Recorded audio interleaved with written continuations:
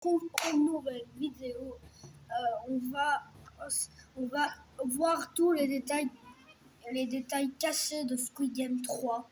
Je voulais faire cette vidéo comme la saison 3 était sortie. Je pense que il fallait que je fasse ça. Voilà. Je devais faire ça, c'est dire on va regarder. On s'en bat les couilles. On s'en bat les couilles. On me disait si ça bug, mais je crois bien. Attendez.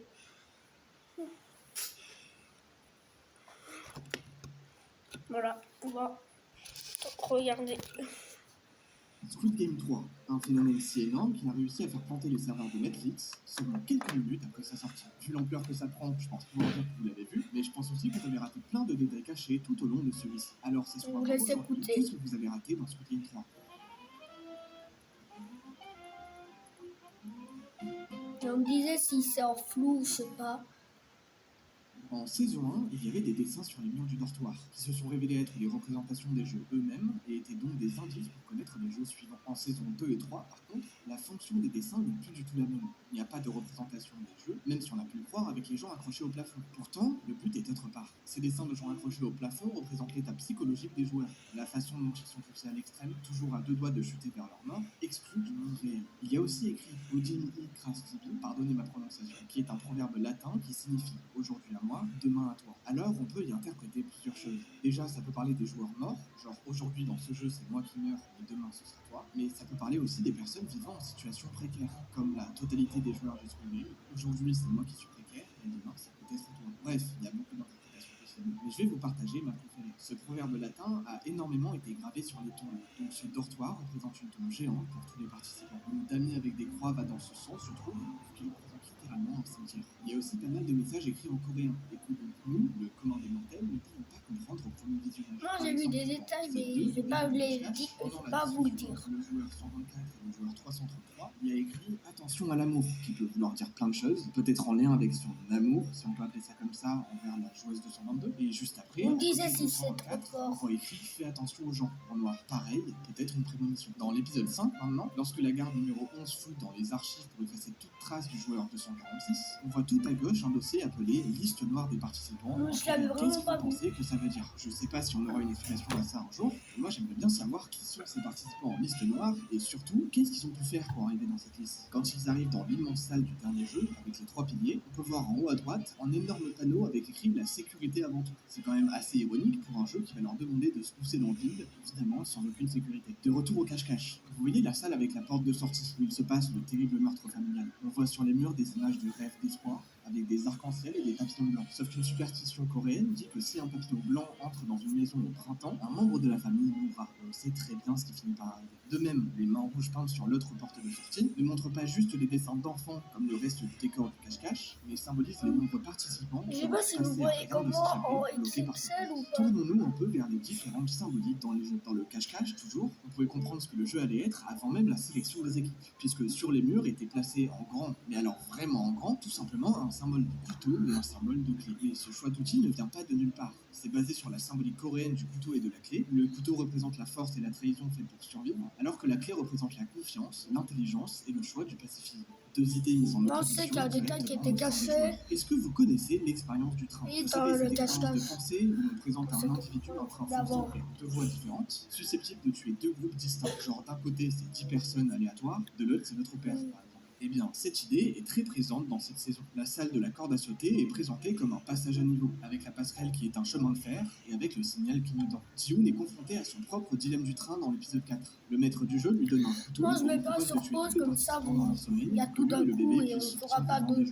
Après, je regarderai pour d'autres parties. Il décide d'épargner les autres pour le moment, contrairement au maître du jeu qui avait décidé de tuer tous les autres pour sauver sa peau, quand il était lui-même un joueur, devenant donc l'esclave de la violence et du jeu, tout comme quand il se sacrifie pour le bébé à la fin. Il fait paradoxalement le choix de la vie et de l'humanité. Pendant l'épreuve de la corde à sauter, une musique se joue, et on peut y entendre des paroles intéressantes qui coïncident avec ce qu'il se passe. On entend petit ami, retourne-toi, et lorsque 096 pousse les joueurs à leur perte, 349 réalise qu'il est inutile d'avancer et se retourne pour pouvoir au moins arrêter de sauter, mais on sait que ça se passe pas bien pour elle. Il y a aussi les paroles des instructions du jeu, avec touche le sol et maintenant au moment tu vas, qui représentent simplement l'effet. Si un joueur est touché par la corde, parce qu'il n'a pas sauté au bon moment, il est projeté au loin. De retour dans le cache-cache, la vache, faut avouer que c'est l'épreuve la plus fournie de cette saison. Quand la joueuse 222 donne naissance à son enfant, elle se trouve dans une salle représentant l'océan et les fonds marins. Cette salle est un symbole de la naissance de la vie, vu que c'est dans les fonds marins qu'elle est apparue. D'ailleurs, au-dessus d'elle, pendant l'accouchement, on voit une pieuvre qui est représentée. Il faut savoir que quand une pieuvre se reproduit et Vraiment, je la vois pas en elle dédie entier. littéralement sa vie à son Juste enfant. en moins Elle de meurt la peu de moitié. temps après avoir donné naissance, en faisant tout pour le protéger jusqu'à se sacrifier pour lui donner une chance de vivre.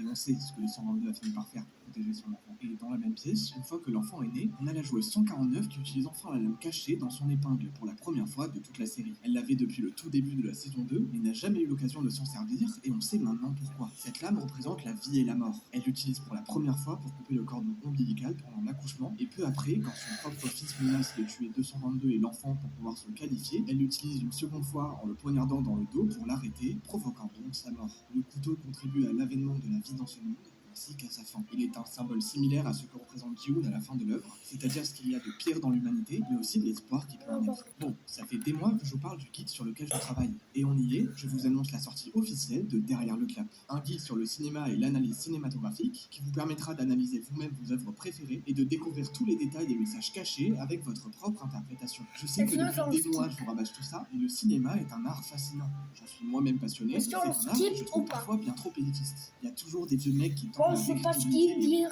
parce que j'ai jamais c'est vu. trop dommage, chacun doit pouvoir apprécier une œuvre J'ai jamais vu ça.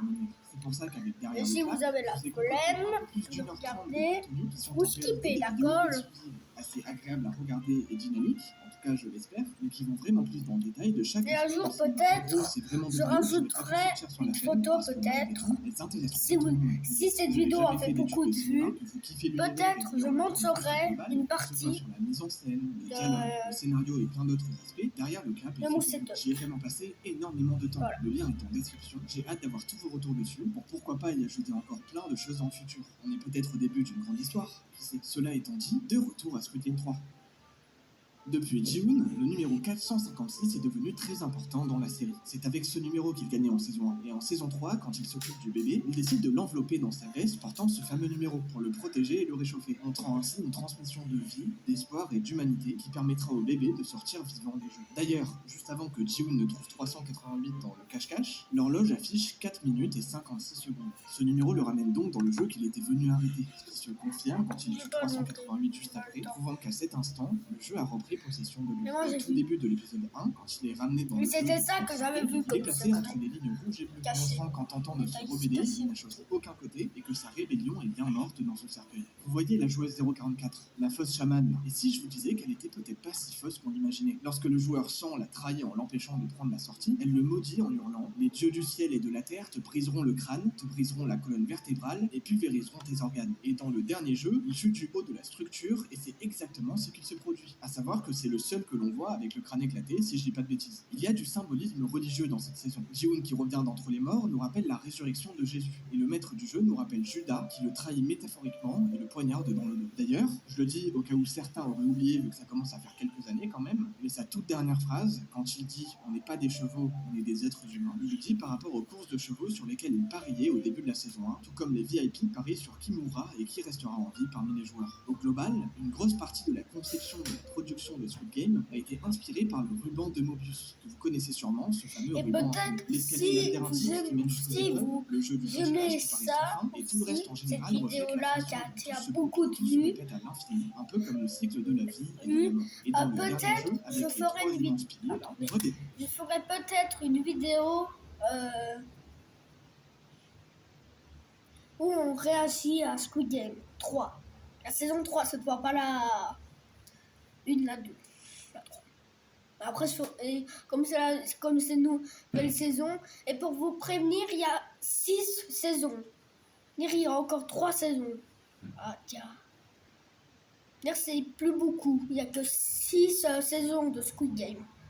Des escaliers qui sont dans ces formes, sauf qu'ils n'ont pas d'entrée ni de sortie, et les joueurs ne les emprunteront jamais puisqu'ils passent par un ascenseur central. En réalité, ils représentent toujours ce ruban de Mobius. Cette boucle, le fait que les Ok, tu personnages passes soient sur mon bloqués dans le bureau. jeu du Squid Game sans pouvoir en sortir. Je voulais aussi faire un mini point sur quelques trucs que j'avais théorisés dans ma vidéo sur la saison 2. Ce que j'imaginais, avec la garde numéro 11 qui fait exprès de ne pas tuer le joueur 246, c'est donc confirmé. De même, je rappelle pour ceux qui ne l'avaient pas vu que les deux poupées du démon là, elles sont inspirées d'un livre coréen avec Yoon-hee qu'on connaît Mais je depuis sais pas bien si ça longtemps, et fait ça Sung-soo fait. qui est le Je petit sais ami pas de si Yoon-hee. ça fait Il y a mal un aux parallèle yeux. que je trouve à la Moi, fois ça m'a fait magnifique et très mal aux confirmant. yeux, comme je suis très Dans la saison 1, proche. il y avait une joueuse nord-coréenne, la numéro 67, Kang Se-byuk. Son nom signifiait Hope du fleuve. Et dans le jeu de la saison 3, une autre nord-coréenne est présente. Cette fois-ci, une garde qui s'appelle Kang No-yoon. Et son nom signifie coucher de soleil sur la rivière. Il y a donc un parallèle entre les deux. L'une représente l'aube, quand le soleil se lève, du côté des joueurs, des victimes, mais qui a fini tuée par la violence dans laquelle elle s'est retrouvée. Et l'autre représente le crépuscule, quand le soleil se couche, qui passera du côté des bourreaux, mais finira par survivre à cette épreuve. Il y a pas mal de références à des super-héros depuis la saison 2. Dans l'épisode 1, 124 dit à 125 Si qu'il a ça tué en flou, je peux rien 380, et faire, je comme cite qu'elle se prenait peut-être pour c'est Wonder juste Woman ou quelque chose l'écran. comme ça. Dans l'épisode 3, les VIP discutent de la force que 222 pourrait tirer de sa volonté à protéger son C'est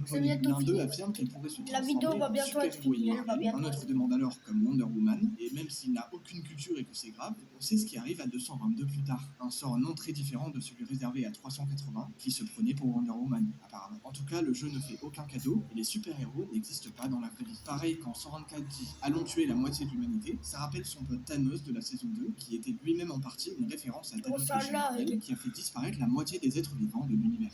044 ne fait que jouer la carte de la chamane qui dit qu'elle voit et entend les morts. Mais au final, c'est 125 qui voit vraiment les morts qui l'ont traumatisé dans le jeu. Il finira par la tuer en ayant une vision au même moment. Petit détail caché que je vous donne comme ça, gratuitement, enfin comme pour tout le reste en vrai. Dans l'épisode 3, quand Choi entre chez le capitaine Park pour chercher des preuves de sa culpabilité, on voit sur l'une des photos, ni plus ni moins que le maître du jeu souriant et tenant un gros poisson, que Choi ne pouvait pas reconnaître, ne l'ayant jamais vu. À la toute fin de la série, aux USA, on voit une recruteuse pour un Squid Game. Déjà, si vous aviez pas la ref, c'est un caméo d'une actrice très connue qui s'appelle Kate Blanchett. Mais surtout, ça officialise que des Squid Game, il y en a partout dans le monde, et que le maître du jeu qu'on connaît n'en est peut-être qu'un parmi tant d'autres. Et c'est pour ça qu'il disait à Ji-hoon, si tu me tues, je serai remplacé et le jeu continuera. Ça ouvre évidemment la possibilité à la série d'avoir un spin-off aux USA ou encore ailleurs. Et j'ai bien dit Et vous USA, pensez ça va être parce qui que dans la saison 1, un VIP joueur disait ouvertement que le 456? jeu coréen est le meilleur. Vous pensez Donc qu'il rien va d'étonnant reprendre le fait ce qu'il y en ait un photo? aux USA. Au début du jeu, ils avaient de pensez la que bonne ça va nourriture être qui? équilibrée, de quoi rester en forme Mettez pour dans les les épreuves. Mais depuis une commentaires tentative de qui rébellion, vous- ils n'ont plus que des pommes de qui terre. vous Simplement pensez de quoi survivre être et le ne pas joueur reprendre assez de force. 456 pour la saison C'est pas pour rien que le 4. capitaine Park est un pêcheur dans Squid Game. Un pêcheur utilise des appâts pour donner envie aux poissons de s'approcher, mais c'est évidemment pour pouvoir les attraper une fois qu'ils se sentent en confiance. C'est un symbole du rôle qu'il joue avec le sergent. Je vais finir cette vidéo avec une série de détails cachés que j'ai pas vraiment organisés par thème ou autre. Si vous aviez pas remarqué, parce que je l'ai pas vu au premier visionnage perso, les VIP utilisent des vraies personnes en tant que meubles, tout simplement. La mort de 124 représente comment les addictions peuvent mener à la mort. Les VIP demandent à mettre le bébé dans le jeu. Ça représente les dettes héréditaires qui peuvent détruire des vies avant même qu'elles aient commencé. Les enveloppes dans lesquelles sont donnés les gains du jeu sont noires avec un ruban rose, exactement comme les cercueils utilisés pour récupérer les corps des joueurs éliminés. C'est évidemment symbolique. Devenir riche, comme ceux qui sont au pouvoir, signifie donner tout ce que vous avez, vie, corps et âme, un vide noir, ainsi qu'obtenir l'argent sur la mort des autres. Et enfin, dans la scène finale avec la recruteuse américaine, on voit un billet de loterie en gros sur la bordure du cadre.